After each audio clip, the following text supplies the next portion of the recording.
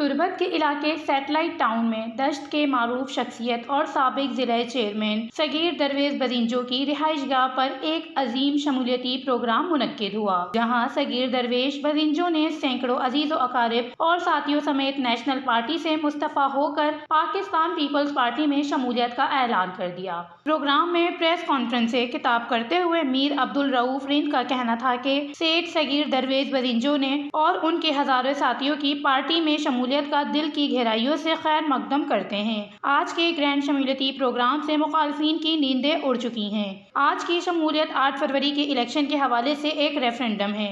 अब सिर्फ 8 फरवरी का इंतजार है। आज PB 27 NA 259 का सियासी मंजरनामा यकसर तब्दील हो गया है और दश्त सियासी तौर पर फतह हो गया है। उन्होंने मजीद कहा कि पाकिस्तान पीपल्स पार्टी बलूचिस्तान और वफाक में आइंदा हुकूमत बनाएगी। मीर मोहम्मद अली रिंद मरहूम मीर नासिर अली रिंद हाजी मीर अली अकबर रिंद दश्ती अवामी सियासत के इल्म बरदार थे।